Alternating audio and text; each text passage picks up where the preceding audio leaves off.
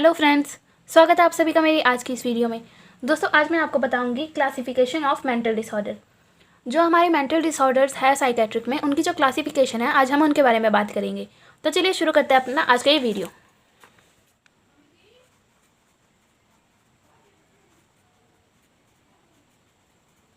Classification of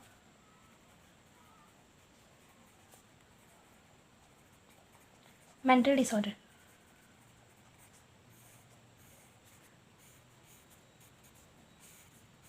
जो हमारी mental disorders की क्लासिफिकेशन है वो जो है वो 3 में डिवाइड है।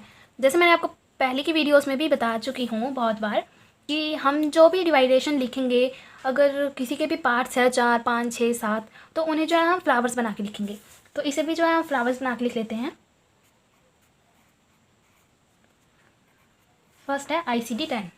ICD की फुल फॉर्म होती है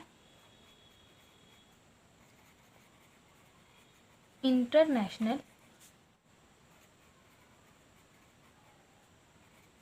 क्लासिफिकेशन डिजीज़। नेक्स्ट है DSM। DSM की फुल फॉर्म होती है डायग्नोस्टिक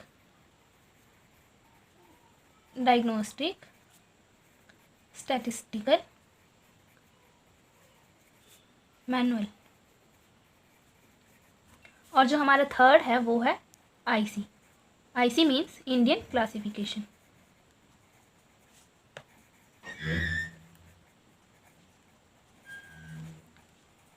ये जो हमने वो 3 में डिवाइड कर दिया है। अब मैंने फ्लावर्स बना लेंगे। फ्लावर्स मैंने आपको पिछली वीडियोस में नॉर्मल से बना के दिखाए हैं। अगर आपको ज़्यादा और भी अच्छी तरह से अट्रैक्टिव तरीके से बनाना है तो आप पेंसिल को इस तरह से पकड़िएगा। जैसे ये हमने पेंसिल रखी है, इसे इस तरह से पकड़ के इस तरह से आप बनाएंगे तो ज़्यादा सही रहता है।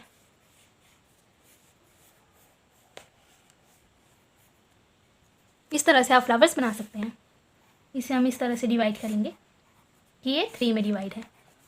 अब आज की वीडियो में हम बात कर लेते हैं क्लासिफिकेशन ऑफ मेंटल डिसऑर्डर के जो फर्स्ट है ICD-10 इंटरनेशनल क्लासिफिकेशन डिजीज़, उसके बारे में बात कर लेते हैं।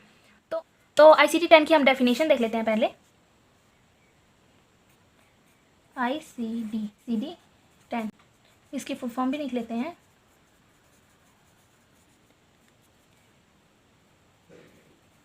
International classification disease.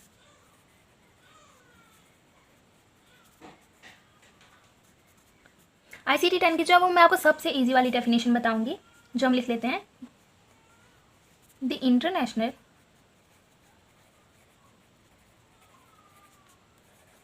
Classification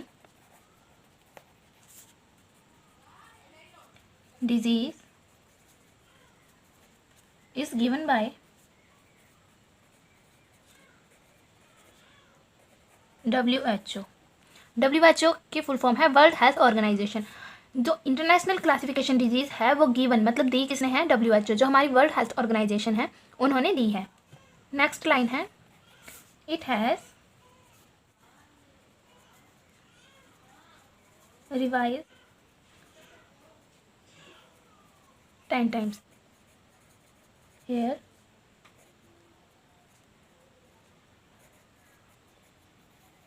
F letter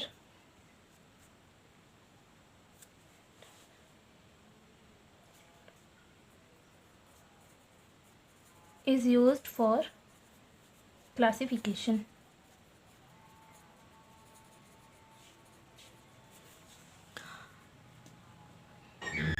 first line का मतलब तो है जो इंटरनेशनल क्लासिफिकेशन डिजीज़ है ये जो है WHO के द्वारा जो है दी गई है। नेक्स्ट लाइन है इट हैज़ रिवाइज 10 times। ये जो क्लासिफिकेशन है ये जो 10 बार जो है वो रिवाइज हो चुकी है। और थर्ड जो हमारी मेन लाइन है वो है कि here F letter is use for classification. इसमें जो है F लेटर का यूज़ किया गया है क्लासिफिकेशन के लिए। तो इसमें जो है F लेटर का यूज़ किया गया है वो किस तरह से किया गया है, हम यहाँ पे लिखेंगे F00। F के जो फुट में हमें 2 बार 0 लिखना है और F लेटर का यूज़ किया गया है तो हम यहाँ पे लिख लेंगे F और उसके नीचे लिख देंगे 00 और यहाँ पे F9। इसमें जो है दोस्तों F9 से लेके F98 तक की काउंटिंग की गई है। तो हमने जैसे F9 लिख लिया है, यहाँ पे हम लिख लेंगे F10 और यहाँ पे F19, 9 के बाद 10 और 9 to 19। उसी तरह से हम फिर से यहाँ पे लिख लेंगे F20 और यहाँ पे F29। उसी तरह से हम सब नीचे तक लिख लेंगे। जो ये क्लासिफिकेशन है हम इसी तरह से काउंटिंग लिख लेंगे और जो लास्ट में आएगा वो F99 होगा। जैसे हमने लिखा 79, 89, जो लास्ट वाला F आएगा उसमें आएगा 98 और जो 99 होगा वो अलग से नंबर बनेगा। इसमें जो है अलग से क्लासिफिकेशन होगी।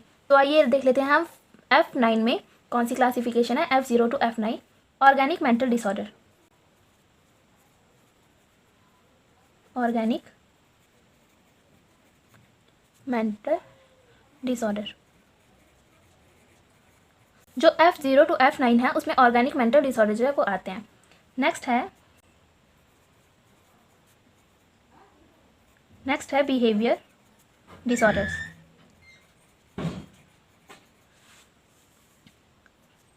Schizophrenia.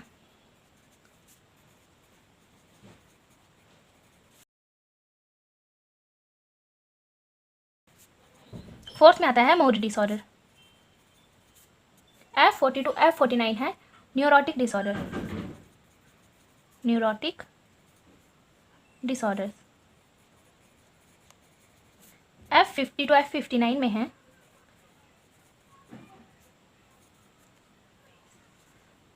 Physiological disorder. F60 to F69 में है adult personality disorder. F70 to F79 में है mental retardation.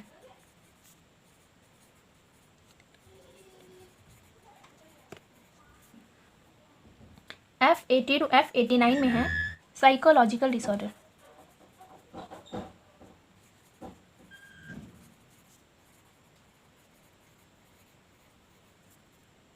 F90 to F98 में है चाइल्डहुड डिसऑर्डर।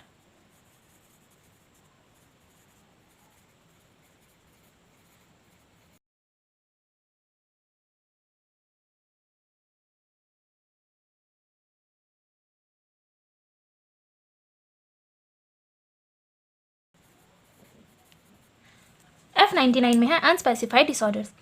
तो ये थे हमारे ICD-10 के जो हैं डिसऑर्डर्स जो WHO ने दिए हैं। ये जो है 10 टाइम्स रिवाइज हो चुके हैं और ये इस तरह से हैं F0 F9। मेन तो हमें ये काउंटिंग याद रखनी है। मेन काउंटिंग के अकॉर्डिंग हमें ये डिजीज़ याद रहेगी।